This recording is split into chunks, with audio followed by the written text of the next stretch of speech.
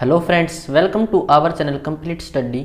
आज इस वीडियो में शिफ्ट 2 का सॉल्यूशन करने वाले हैं, जिसका पेपर 17 नवंबर 2021 को हुआ था और इस पेपर की पीडीएफ आपको टेलीग्राम ग्रुप पर मिल जाएगी, जिसकी लिंक डिस्क्रिप्शन में है। क्वेश्चन नंबर 1, एक निश्चित धनराशि पर 5% वार्षिक ब्याज दर पर 2 वर्षों के चक्रवृद्धि ब्याज और साधारण ब्याज के बीच अंतर 152 रुपये है, तो वह धनराशि कितनी होगी। तो जब भी ऐसे अंतर दे रखा हो तो हम इसको ट्री मेथड से कर लेंगे, ये ज़्यादा इजी रहेगा। रेट दे रखी थी हमें 5%, यानी कि 1/20। तो डिनोमिनेटर में जो कुछ भी हो उसको हम प्रिंसिपल मान लेते हैं। अगर टाइम 2 साल दे रखा है तो इसका स्क्वायर कर लेंगे, और टाइम 3 साल दे रखा हो तो इसका क्यूब कर लेंगे। यहाँ पर टाइम है 2 साल का, तो प्रिंसिपल को मान लेंगे हम 400, इसका स्क्वायर करेंगे तो 400 आएगा। इससे क्या है कि फिर पॉइंट में वैल्यू नहीं आएगी, इजीली कैंसिल हो जाएंगे। तो पहले साल इस पर 5% की दर से कितना ब्याज बनेगा, 20। इसका 1/20 करेंगे तो 20 आएगा। दूसरे साल फिर 400 पर ब्याज लगेगा, 20 रुपये ब्याज बनेगा। फिर दूसरे साल क्या होगा कि ब्याज पर ब्याज बनेगा, हम चक्रवृद्धि ब्याज निकाल रहे हैं, तो 20 पर 1/20 निकालेंगे तो 1 ब्याज बन जाएगा। यानी कि ये तो है यहाँ पर सिंपल इंटरेस्ट, 40 रुपये सिंपल इंटरेस्ट।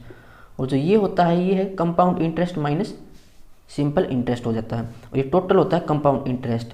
तो यहाँ पर अंतर आया हमारा तो 1, और ये कह रहा है कि 152 का अंतर आया है। पूछा क्या हमसे, तो धनराशि कितनी थी, धनराशि हमने 400 मानी थी, तो 400 की वैल्यू हम यहाँ से निकाल लेंगे। 1 की वैल्यू 152 है, तो 400 की कितनी हो जाएगी, 400 गुणा 152, तो 2 जीरो, 4 दूनी 8, 4 पंजे 20 की जीरो से लगी 2, 4 एकम 4 और 2 6, तो 60,800 इसका आंसर हो जाएगा, ऑप्शन सेकंड। क्वेश्चन नंबर 2, ए एक निश्चित कार्य को 20 दिनों में कर सकता है। तो ए कितने दिनों में कर सकता है, 20 दिनों में किसी काम को।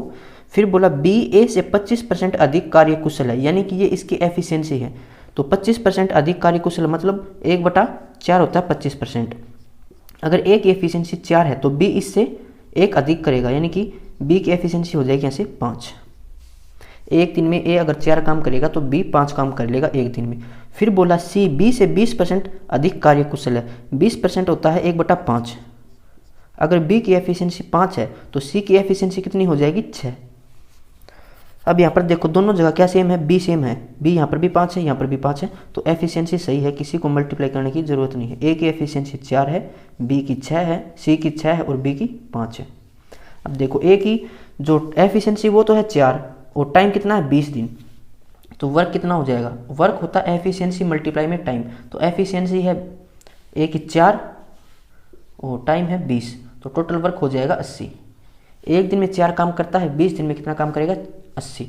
तो टोटल वर्क हमारे पास आ गया। पूछा क्या है, ए और सी एक साथ 5 दिनों तक कार्य करते हैं। ए और सी एक साथ 5 दिनों तक कार्य करते हैं, एफिशिएंसी हो जाएगी 4 और 6 10, यानी कि एक दिन में 10 काम करते हैं, 5 दिनों में कितना काम कर लेंगे, 50।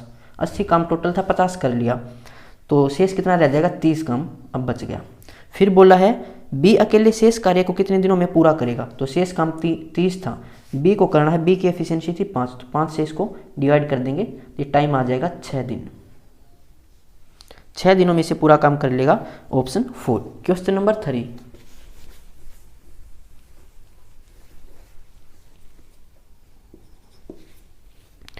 x 1420 और 1780 के बीच आने वाली वह संख्या है जिसे 10, 15, 24 और 32 से विभाजित करने पर प्रत्येक स्थिति में शेष फल 7 प्राप्त होता है। तो x के अंकों का योग कितना होगा। यानी 1420 और 1780 के बीच एक संख्या है x, इन दोनों के बीच में पड़ेगी ये संख्या, जिसको हम 10, 15, 24 और 32 से अगर भाग दें इस x को, तो शेष फल 7 प्राप्त होगा। तो सबसे पहले क्या करना, इनका एलसीएम निकालो। 32 के अगर फैक्टर बनाएं तो ये हो जाएगा 2 की पावर 5। 24 कितना होता है, 8 गुणा 3, तो 8 तो इसके अंदर है, एक 3 लिख लेते हैं। अब 15 के लिए 3 तो है, एक 5 चाहिए। अब 10 के फैक्टर इसके अंदर है, 2 भी है और 5 भी, तो ये कितना हो जाएगा, 32 पंजे कितना हो जाएगा, 160, और 160 दिया 480, 480 इसका एलसीएम हो जाएगा। अब 480 वो संख्या जो इससे पूरी पूरी भाग हो जाएगी, लेकिन हमें इनके बीच में देखना है, तो इसका दुगुना करेंगे तो 800 कुछ आएगा, 900 कुछ आएगा, वो भी इनके बीच नहीं पड़ेगा, तो इसका 3 गुणा करके देख लो आप। 480 का 3 गुणा करें तो ये हो जाएगा 3 8 24, 3 8 24 और असर लगेगी 2, 300 के 12 और 2 14, तो 1440 इनके दोनों के बीच में ही पड़ेगा, यानी कि सही है। तो ये तो पूरा पूरा भाग हो जाएगा। ये कहते हैं कि शेष बचे 7, तो इसमें 7 ऐड कर दो, ये हो जाएगा 1447। अब 1447 वो संख्या है जो इन दोनों के बीच में है और इनसे भाग करेंगे तो शेष 7 आएगा। हमें इनके अंकों का जोड़ निकालना था, तो ये हो जाएगा 4 और 4 8 और 7 15 और 1 16, तो 16 इसका आंसर हो जाएगा ऑप्शन सेकंड।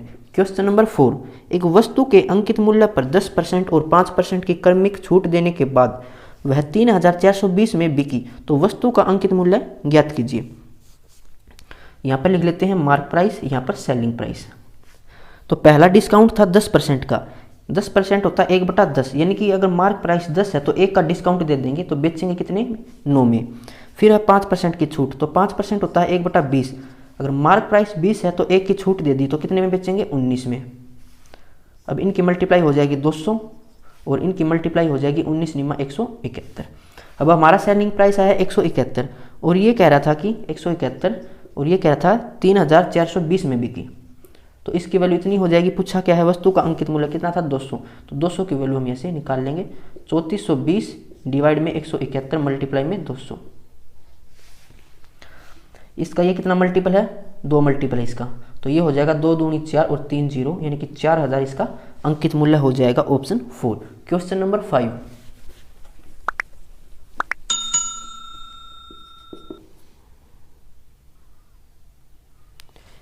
सीमा आयु में रीमा से 8 वर्ष छोटी है। यदि 4 वर्ष पहले उनकी आयु का अनुपात 1:2 था, तो अब से 6 वर्ष बाद सीमा की आयु कितनी होगी। सीमा है एक और एक है रीमा। बोला कि आज से, अगर हम यहाँ पर माने प्रेजेंट, तो प्रेजेंट से 4 वर्ष पहले इनकी आयु का अनुपात 1:2 था। अब यहाँ से एक बात पता होनी चाहिए आपको कि जो आयु में अंतर होता है वो हर साल सेम रहता है। कितने साल भी बाद चेक करोगे तो आयु में अंतर हमेशा सेम ही रहेगा। तो ये आयु में कितनी छोटी है सीमा, 1 छोटी है, और इसने दे रखा था कि 8 वर्ष छोटी है, तो 1 की वैल्यू कितनी है, 8 वर्ष। तो ये तो 8 साल की थी 4 वर्ष पहले, और ये थी 8 दूनी 16 साल की। तो प्रेजेंट में इनकी आयु कितनी होगी, ये 4 साल पहले की थी, तो प्रेजेंट में सीमा होगी 12 साल की और रीमा होगी 20 साल की। यह प्रेजेंट में पूछा था। अब से 6 वर्ष बाद, तो 6 वर्ष बाद ये हो जाएगी 18 की और ये हो जाएगी 26 की। पूछा किसकी थी, सीमा की, तो सीमा हो जाएगी 18 की, ऑप्शन सेकंड। क्वेश्चन नंबर 6, एक समूह में 56 छात्रों का औसत वजन 55 किलोग्राम है। तो छात्र हैं यहाँ पर 56, ये मान लेते स्टूडेंट्स हैं, और इनका एवरेज दे रखा हमें 55।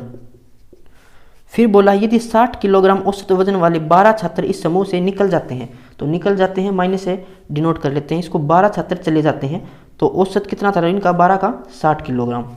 फिर बोला है और 52.5 किलोग्राम औसत वजन वाले 6 छात्र इस समूह में शामिल हो जाते हैं, तो शामिल हो जाते हैं 6 छात्र जिनका औसत था 52.5 किलोग्राम।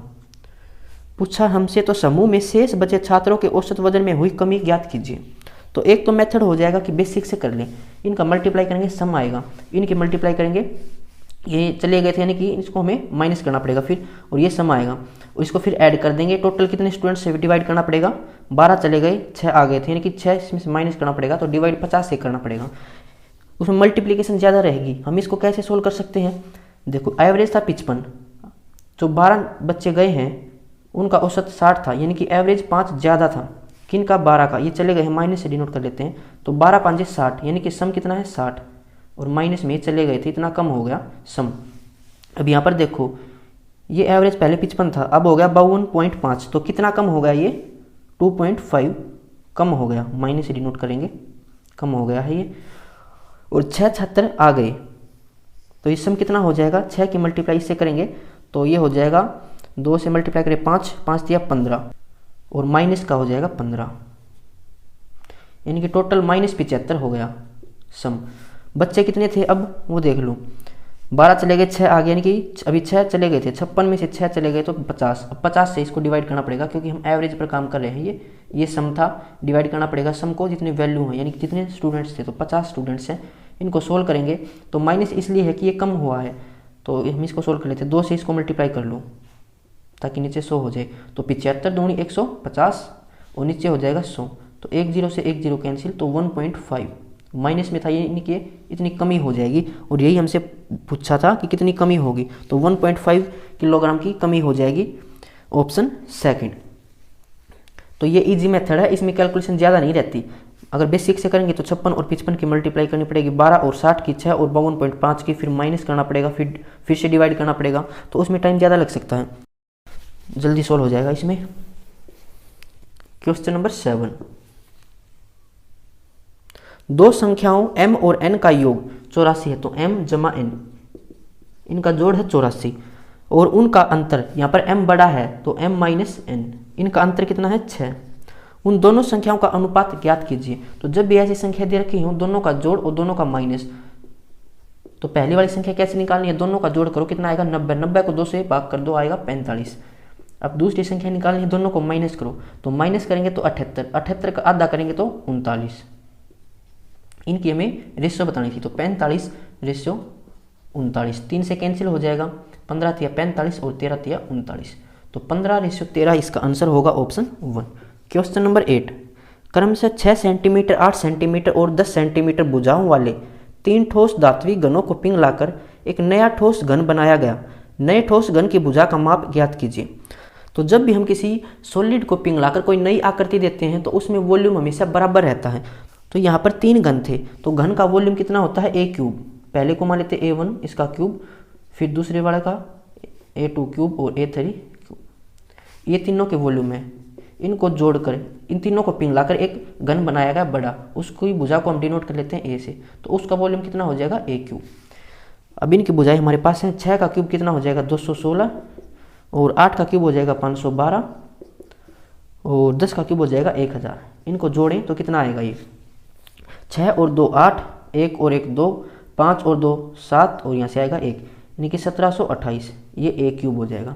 तो a यहाँ से कितना होगा, अब आपको पता होना चाहिए डायरेक्ट कि 1728 किसका क्यूब होता है, ये होता है 12 का क्यूब। तो बड़े वाले घन की भुजा आ जाएगी 12 सेंटीमीटर। पूछा क्या था, यही हमसे पूछा था, तो ऑप्शन 4 इसका आंसर होगा। अब चलते हैं क्वेश्चन नंबर 9 पर। एक ट्रेन की चाल 110 किलोमीटर पर हावर है, यह 20% बढ़ जाती है और फिर ट्रेन एक समान चाल से चलती है। ट्रेन चालक गति कम करो का संकेत देखता है, इसलिए वह उस समय ट्रेन की चाल को 40% कम कर देता है। ट्रेन की अंतिम चाल कितनी है। तो ट्रेन की चाल पहले थी 110 किलोमीटर पर हावर, उसने क्या किया 20% इसको बढ़ा दिया। 20% होता है 1/5, यानी कि पहले 5 थी तो 1 बढ़ा दी, तो कितनी हो जाएगी 6 बटा अब इसका 5, ये इतनी चाल हो जाएगी अब बढ़ाने के बाद। या इसको आप लिख सकते हो 120/100, फिर कैंसिल करोगे तो 6/5 ही आएगा। फिर कह रहा है कि उसने एक संकेत देखा कि चाल को कम करो, तो उसने कम कर ली, जो पहले अब इस चाल से चल रही थी तो इस चाल का उसने 40% कम कर दिया। 40% होता है 2/5, अगर पहले 5 से चल रही थी तो 2 कम कर दिया, तो अब कितने चलेगी 3 से। ये वो नई अब चाल हो जाएगी। इसको सोल्व कर लो, 22 5 से 110, और 22 3 66, 6 6 36, और 36 और 3 39। इसको 5 से डिवाइड कर देते हैं, 5 7 35, यहाँ से कितना बचेगा 4, 5 9 में 45, और 5 दूनी 10, तो 79.2 किलोमीटर पर हावर इसकी चाल हो जाएगी, ऑप्शन 3। क्वेश्चन नंबर 10, एक वस्तु को 170 में बेचने पर एक व्यक्ति को 15% की हानि होती है। 15% कितना होता है 3/20। अगर बी कॉस्ट प्राइस था तो 3 का लॉस हो गया, कितने में बेचेगा वो 17 में, 17 में बेची, और ये कह रहा है कि 170 में बेची। यदि वह इसे 206 रुपये में बेचे तो उसे कितने प्रतिशत का लाभ होगा। तो यहाँ से हम कॉस्ट प्राइस निकाल सकते हैं। कॉस्ट प्राइस था 20, 20 की वैल्यू कितनी हो जाएगी, सिमेट्री लगा के देखते हैं, ये इसका 10 मल्टीपल है, तो 20 का 10 मल्टीपल 200, यानी कि 200 क्या है यहाँ पर कॉस्ट प्राइस। और ये कह रहा है कि अगर हम उसको 206.4 में बेचे तो कितना प्रॉफिट होगा, कितना प्रॉफिट हो जाएगा 6.4 रुपये का, किसके ऊपर 200 के ऊपर। प्रॉफिट लॉस हमेशा कॉस्ट प्राइस के ऊपर निकलता है, मल्टीप्लाई में 100, 2 0 से 2 0 कैंसिल, तो ये हो जाएगा 2 3 6, 2 दूनी 4, तो 3.2% का उसे प्रॉफिट होगा, ऑप्शन 4। क्वेश्चन नंबर 11,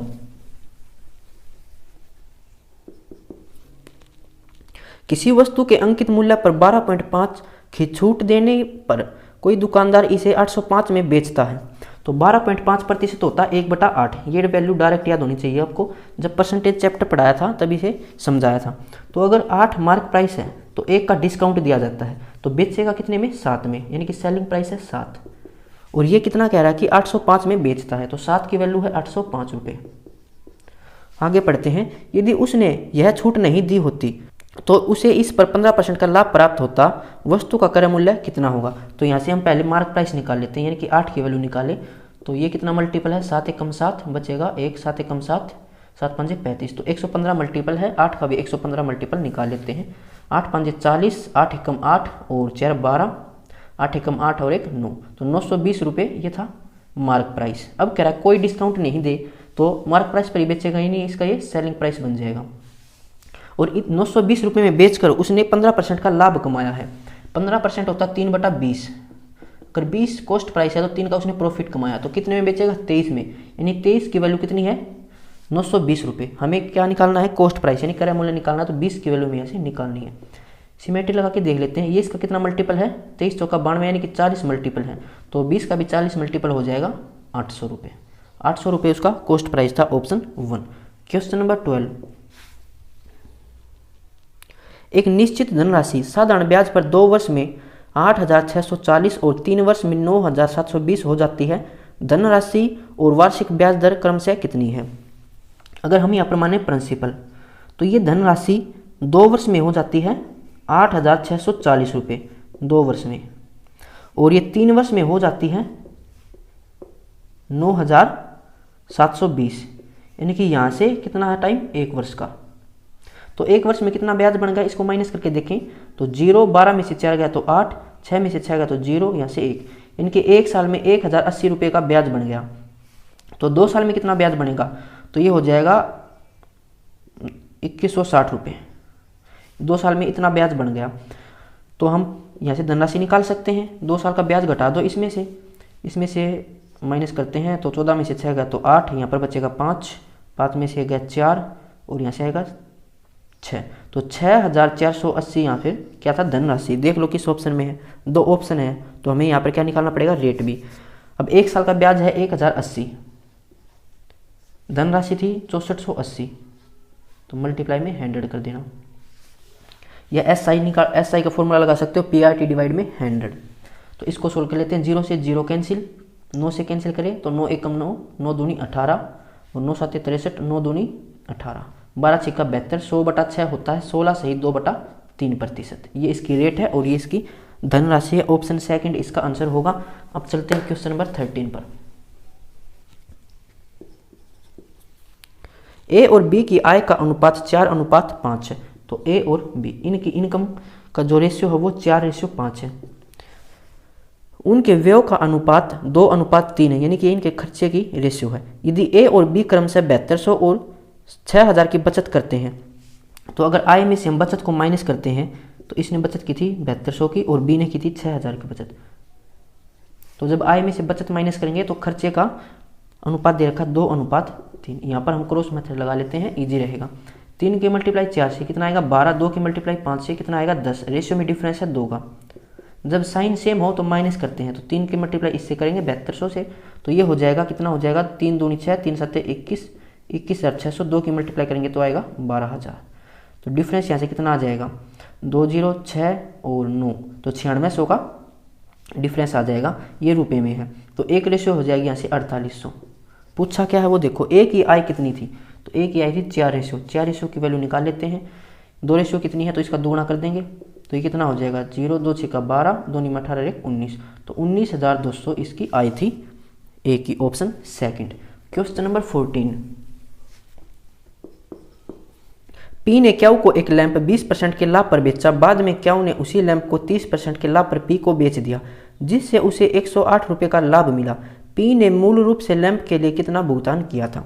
तो यहाँ पर है पी और यहाँ पर है क्यू। हम मान लेते हैं पी का कॉस्ट प्राइस है 100, वो कहीं से लैंप खरीद के लेकर आया होगा 100 रुपये में, तो अभी इसका कॉस्ट प्राइस है। पी ने क्या किया 20% के लाभ पर बेच दिया क्यू को, तो कितने में बेचेगा 120 में। फिर क्यू ने उसी लैंप को 30% के लाभ पर पी को वापस बेच दिया, तो 30% निकाले, इसका कितना हो जाएगा 10% 12, 12 तिया 36, तो 36 रुपये ज़्यादा में बेच दिया, तो ये हो जाएगा 156 रुपये में पी को वापस बेच दिया, जिससे उसे 108 का लाभ मिला। यहाँ से कितना था 36, हमारा है 36 लाभ और ये कह रहा है 108। तो 36 बराबर हो जाएगा 108 के। पूछा क्या है, पी ने मूल रूप से लैंप के लिए कितना भुगतान किया था। तो मूल रूप से यानी कि सबसे पहले वो खरीद के लिए आया था 100 रुपये में, तो 100 की वैल्यू यहाँ से निकालनी है।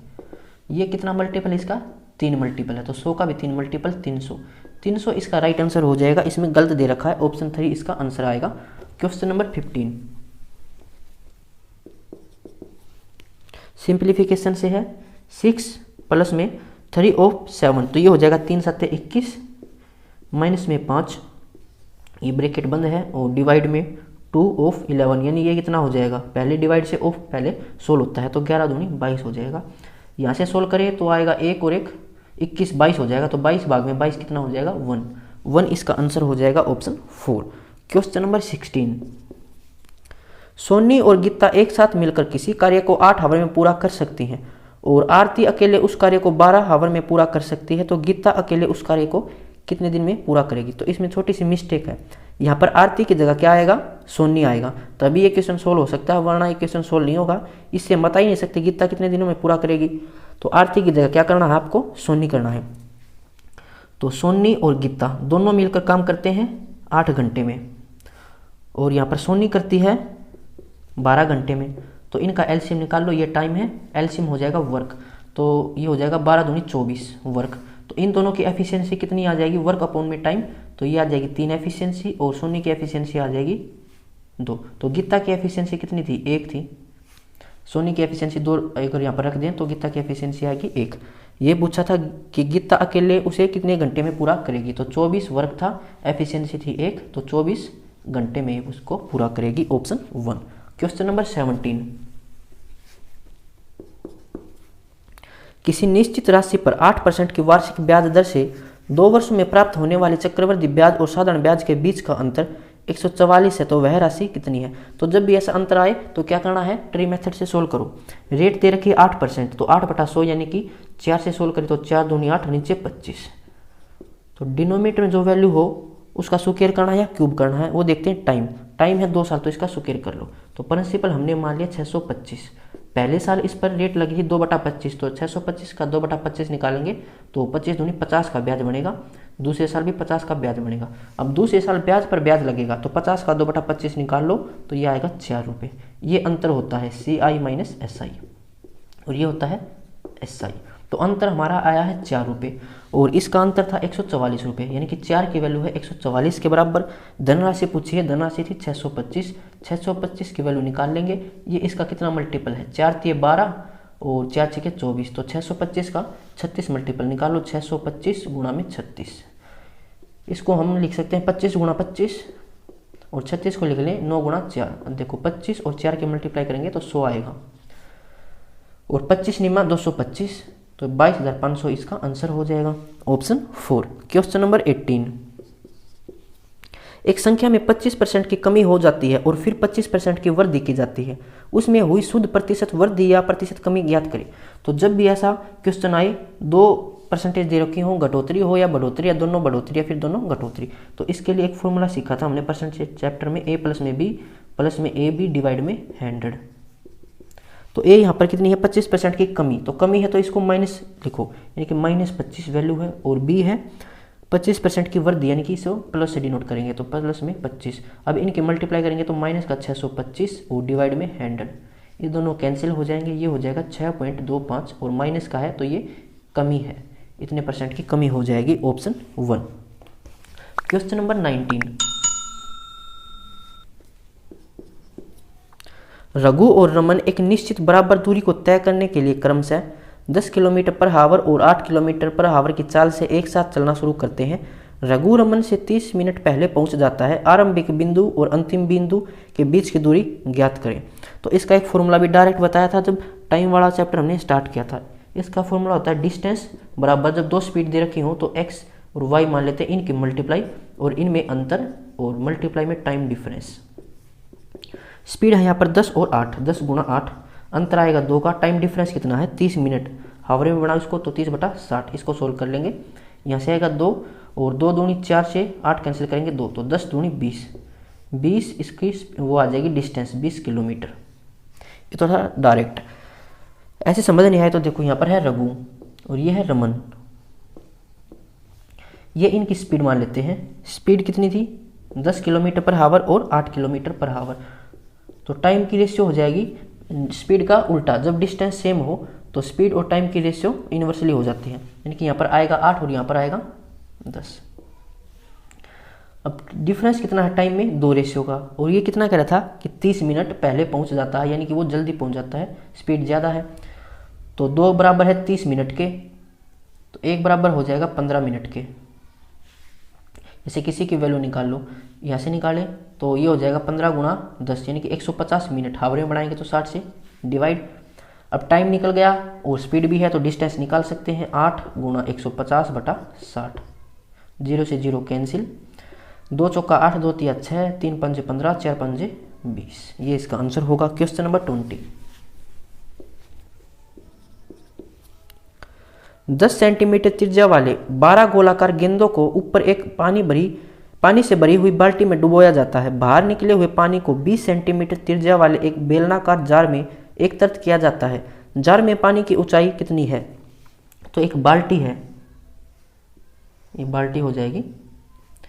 ये बाल्टी पानी की भरी हुई है और इसमें गेंदें घेरी जाती है 12। तो ये गेंदें घेरी जाएंगी तो पानी बाहर आएगा। तो पानी कितना बाहर आएगा? जितना वॉल्यूम इस गेंद का होगा, यानी कि यह गेंद जितना स्थान यहाँ पर घेरेगी उतना ही पानी बाहर निकल कर आ जाएगा। तो इसका मतलब 12 गेंदें जितना स्थान घेरेंगी उतना ही पानी बाहर आएगा। स्थान घेरेंगे इसका मतलब है उनका वॉल्यूम। तो 12 गेंदों का जितना वॉल्यूम होगा उतना वॉल्यूम पानी बाहर आ जाएगा। और इस पानी को हमने रखा था एक बेलनाकार जार में। एक बेलनाकार जार में हमने उस पानी को रख दिया जो पानी बाहर आया था। तो हमें क्या करना है, इस जार में पानी की ऊंचाई ज्ञात करनी है। तो वॉल्यूम बराबर रख दो, जितना वॉल्यूम 12 गेंदों का होगा उतना ही वॉल्यूम इस बेलनाकार का रख देना। तो वॉल्यूम क्या होता है, और बॉल किस शेप में है, ये स्फीयर शेप में, यानी कि गोले की शेप में। तो गोले का जो आयतन होता है वो होता है 4/3 πr³। ये 12 गेंदों का है तो उसको 12 से मल्टीप्लाई करना पड़ेगा। ये तो एक गेंद का था तो 12 का निकालना है। अब इतना ही वॉल्यूम हो जाएगा इस बेलन का। बेलन का आयतन होता है πr²h। तो पाई तो कांस्टेंट है, कैंसिल कर दो। 12 गुणा 4/3। रेडियस कितनी है गोले की? गोले की रेडियस थी 10 सेंटीमीटर, तो 10 गुणा 10 गुणा 10। अब रेडियस बेलन की कितनी थी? 20 सेंटीमीटर, तो 20 गुणा 20 हाइट हमें यहाँ से निकालनी है। 2 0 से 2 0 कैंसिल कर लो, 4 से 4 कैंसिल हो जाएगा, यहाँ से 3 चौका 12, तो ये हो जाएगी हाइट 40। 40 इसका आंसर हो जाएगा ऑप्शन 1। Question number 21। एक वस्तु का अंकित मूल्य 450 है। इसे 10%, X% और 20% की 3 क्रमिक छूटों के बाद 267.3 में बेचा जाता है, तो X का मान ज्ञात कीजिए। ऐसा ही क्वेश्चन हमने पिछली शिफ्ट में किया था। जब हमें सक्सेसिव डिस्काउंट निकालना हो तो यहाँ पर मानो आप मार्क प्राइस, यहाँ पर सेलिंग प्राइस। तो पहला डिस्काउंट था 10%, यानी कि 1/10। अगर 10 मार्क प्राइस है तो 1 का डिस्काउंट दे दिया, हमने बेचा फिर वो उसको 9 में। फिर X% उसको बाद में देखते हैं। फिर है 20% की छूट। 20% होता है 1/5। अगर मार्क प्राइस 5 है तो 1 का डिस्काउंट दे दिया, बेचेगा कितने में? 4 में। फिर तीसरी डिस्काउंट यहाँ पर है कुछ, वही हमें यहाँ से निकालनी है। तो मार्क प्राइस इसने दे रखा था 450 रुपये और विक्रय मूल्य दे रखा था 267.3 रुपये। अब इन तीनों की मल्टीप्लाई 450 के बराबर रखते हैं। अगर किसी से कैंसिल होता है तो वो कर लेते हैं, 2 से कैंसिल कर सकते हैं, 2 पंजा 10। तो यहाँ से आएगा 25 और यहाँ पर जो वैल्यू होगी उसकी मल्टीप्लाई 450 है। तो 450 से 25 को भाग करेंगे तो 25 एकम 25 बचेगा कितना? 20 और 25 8 200, यहाँ से आएगा 18। 25 और 18 की मल्टीप्लाई 450 होती है। ये 9 दूनी 18, तो 267.3। पॉइंट हटाएंगे नीचे 10, इसको भाग करके देख लो 18 से। 9 से कैंसिल करते 9 दूनी 18, 9 दूनी 18, यहाँ से कितना बचेगा फिर? 8 और 9 9 81, 6 9 7 63। तो ये हो जाएगा यहाँ से कितना है? 297.20। अब 20 को इस साइड लेके चल जाओ और 18 से मल्टीप्लाई कर दो, तो ये हो जाएगा 18 दूनी 36 और 1 0। तो ये तीसरा जो डिस्काउंट दिया था उसमें मार्क प्राइस था 360 और बेचा 297 में। तो कितना डिस्काउंट दे दिया इसने? ये दे दिया 63 रुपये का। किसके ऊपर? मार्क प्राइस के ऊपर। मार्क प्राइस था 360, मल्टीप्लाई में 100। 9 से कैंसिल कर सकते हैं, 9 7 63, 9 चौके 36। 0 से 0 कैंसिल तो 17, 2 से कैंसिल कर लेते हैं 2 और यहाँ पर 5, तो 35/2, यानी कि ये हो जाएगा 17.5। ये x की वैल्यू आ जाएगी ऑप्शन 3। अब चलते हैं क्वेश्चन नंबर 22 पर।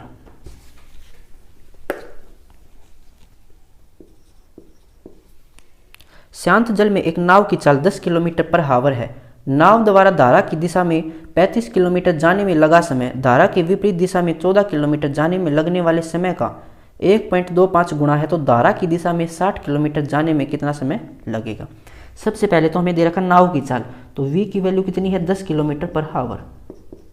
फिर बोला है जो धारा की दिशा में अगर हम जाए नाव को लेकर तो 35 किलोमीटर जाने में लगा समय, तो कितना समय लगेगा वो देखते हैं। तो 35 समय होता है डिस्टेंस अपॉन में स्पीड, तो डिस्टेंस है 35 और धारा की दिशा में जा रहे हैं तो स्पीड हो जाएगी v प्लस में u। ये टाइम है 1.25 गुणा किसका, विपरीत जाने में, तो विपरीत जा रहे हैं हम 14 किलोमीटर की डिस्टेंस डिवाइड में स्पीड हो जाएगी v माइनस यू। जितना टाइम इसमें लगेगा उसका 1.25 गुणा लगेगा धारा की दिशा में जाने से। v की वैल्यू यहाँ से u निकाल सकते हैं हम। इसको सोल्व कर लेते हैं, तो पॉइंट हटाएंगे तो नीचे आएगा 100, 25 चौके 100, 25 पंजे 125। 5 से सोल्व करें तो 5 सत्ते 35, 7 से सोल्व करेंगे ये आएगा 2। v की वैल्यू को पुट कर लेते हैं और 2 से सोल्व करें तो ये आएगा 2। तो क्रॉस मल्टीप्लाई करेंगे तो 2v, यहाँ से होगा 2v माइनस में u, तो ये जाएगा ऊपर इस साइड। v की वैल्यू को पुट कर लेते हैं 10, तो 10 दूनी 20 और माइनस में u, ये बराबर हो जाएगा, ये 2u था, देखो 2 की मल्टीप्लाई इससे करनी है तो 2v माइनस में 2u होगा, तो ये हो जाएगा 20 माइनस में 2u। अब v प्लस में u जाएगा इस साइड ऊपर, तो v था यहाँ पर 10, तो 10 जमा में u। अब 10 को इस साइड लेके आए तो ये हो जाएगा माइनस में, तो 10 रहेगा और 2u इस साइड आएगा तो ऐड हो जाएगा, यानी कि 3u हो जाएगा। तो u की वैल्यू यहाँ से आ गई 10/3 किलोमीटर पर हावर। पूछा क्या है वो देखते हैं। धारा की दिशा में 60 किलोमीटर जाने में लगा टाइम होता है डिस्टेंस अपॉन में स्पीड, तो डिस्टेंस है 60 किलोमीटर, स्पीड हो जाएगी v प्लस में u, तो 10 जमा में 10/30, तो ये हो जाएगा 10 या 30 और 10 40/3, 3 ऊपर चला जाएगा, 0 से 0 कैंसिल, 2 दूनी 4, 2 तिया 6, तो 9/2 यानी कि 4.5 इतना टाइम उसे लगेगा। ऑप्शन 3। Question number 23।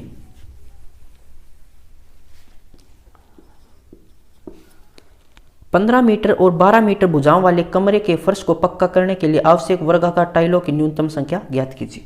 तो एक फर्श है आयताकार शेप में जिसकी लंबाई है 15 मीटर और चौड़ाई है 12 मीटर, तो इसमें हमें वर्गाकार टाइल लगानी है। तो टाइल की भुजा कितनी हो जाएगी, टाइल की यहाँ पर भुजा होती है जो इनका HCF हो, तो इनका HCF हो जाएगा 3, देखिए टाइल की जो भुजा होगी उसकी लंबाई और चौड़ाई 3 हो जाएगी। तो ये एरिया कितना घेरेगी, एक टाइल ये हो जाएगा 9 मीटर स्क्वायर, और फर्श का एरिया था 15 गुणा 12 यानी कि 180 मीटर स्क्वायर।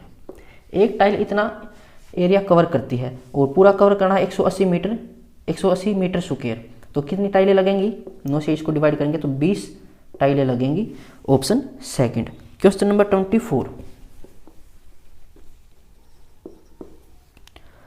75 भाग में 30, तो 75/30 माइनस में 3/4, ये ऑफ है, पहले ऑफ सोल्व होता है पर ऑफ से पहले ब्रैकेट सोल्व होगा, तो 5/7 भाग की जगह मल्टीप्लाई, बाद में संख्या उसको पलट देंगे, 14/9 ब्रैकेट बंद, माइनस में ये हो जाएगा 3 तिया 9 और 1 10/3 और माइनस में 3 कम 3 और 2 5/3। अब सोल्व कर लेते हैं, इसको सोल्व कर लेते हैं 15 से, तो 15 पंजे 75 और 15 दूनी 30, तो 5/2 माइनस में 3/4 ऑफ की जगह मल्टीप्लाई, 7 दूनी 14 हो जाएगा यहाँ से, तो 5 गुणा 2 और नीचे था 9, माइनस में इसको सोल्व करेंगे 10 में से 5 गया तो 5/3 ये हो जाएगा। अब इसको सोल्व करें तो 3 तिया 9 और 2 दूनी 4, तो ये बचेगा 5/2 माइनस में 5 और नीचे 6 और माइनस में 5/3, तो नीचे सेम कर लो यानी 6 बना लो, तो 3 से मल्टीप्लाई कर देते हैं ऊपर नीचे, यहाँ से ऊपर नीचे 2 से मल्टीप्लाई, तो ये हो जाएगा 2 5 10 और 5 15, तो माइनस का 5, ये माइनस एक बार लिख दिया, तो माइनस का 15/6 और ये था प्लस का 15/6, तो कितना आंसर आ जाएगा 0। ऑप्शन 3। Question number 25।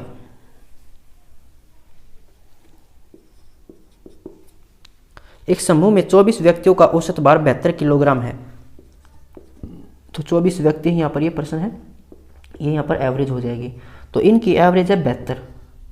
फिर बोला यदि 78 किलोग्राम औसत भार वाले 3 व्यक्ति उस समूह से निकल जाते हैं, तो 3 व्यक्ति चले गए जिनका एवरेज कितना था 78 किलोग्राम। 4 व्यक्ति समूह में शामिल हो जाते हैं जिनका एवरेज था 75 किलोग्राम। तो बोल रहा है अब समूह में व्यक्तियों का औसत भार कितना होगा। तो एक तो वही मेथड हो जाएगा सिंपल कि इनको मल्टीप्लाई करें और फिर इनको मल्टीप्लाई करें, जिसको माइनस है तो उसको माइनस करना पड़ेगा, ऐड है तो फिर ऐड कर देंगे, फिर डिवाइड करना है कितने मेंबर हैं अब, तो मेंबर हो जाएंगे 25, 3 चले गए 4 आगे तो 1 बढ़ जाएगा।